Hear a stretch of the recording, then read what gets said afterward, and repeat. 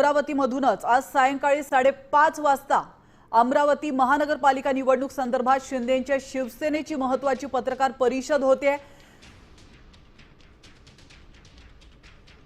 तर आपण पाहतोय शिंदे सेनेकडून 20 ते 25 जागांची मागणी करण्यात आलेली आहे आणि अतिशय महत्त्वाची अपडेट अमरावतीमध्ये भाजप आणि शिंदे सेनेमध्ये जागा वाटपावरून तिढा कायम आहे।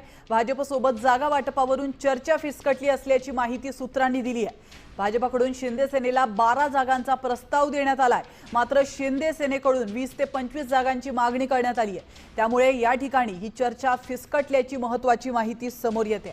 अतिशय महत्त्वाची अपडेट आपण पाहतोय, शिंदेंकडून 20 ते 25 जागांची मागणी, तर भाजप 12 जागा देण्यासाठी तयार होतं। अमरावती महानगरपालिकेमधून शिवसेना स्वतंत्र निवडणूक लढण्याच्या तयारीत असल्याचं देखील बोललं जात आहे। याविषयी अधिक माहिती देण्यासाठी आपले प्रतिनिधी अमर गटारे आपल्यासोबत जोडले गेलेले आहेत। अमर, अमरावतीमधून महत्त्वाची अपडेट समोर येते, त्यानुसार आता शिवसेना स्वतंत्र निवडणूक लढवण्याच्या तयारीत असल्याचं देखील बोललं जात आहे। नेमकं काय घडतंय अमरावतीच्या राजकारणात?